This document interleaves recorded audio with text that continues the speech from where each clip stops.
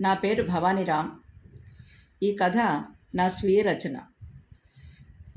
కథ పేరు మార్పు. వర్ధనమ్మ పిల్లల ఆట చూస్తోంది.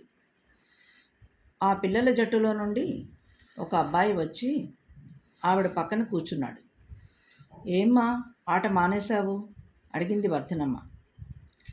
వాళ్ళు నన్ను లడ్డూ అని పిలుస్తున్నారు, ఉక్రోషంగా అన్నాడు ఆదిత్య.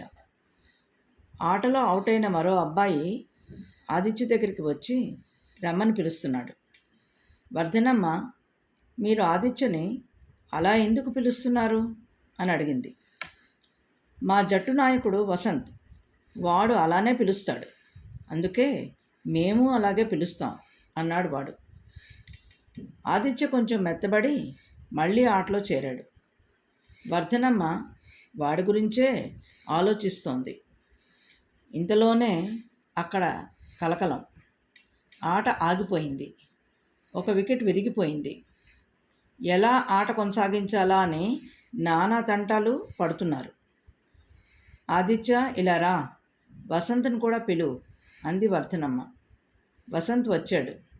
వర్ధనమ్మ వసంత్తో, మా ఇల్లు ఇక్కడే. మా ఇంట్లో కొత్త వికెట్లు మా మనవల కోసం కొన్నవి ఉన్నాయి, వస్తే నీకు ఇస్తాను. కానీ ఇక మీదట ఆదిత్యని మీరెవరూ లడ్డూ అని పిలవకూడదు అంది.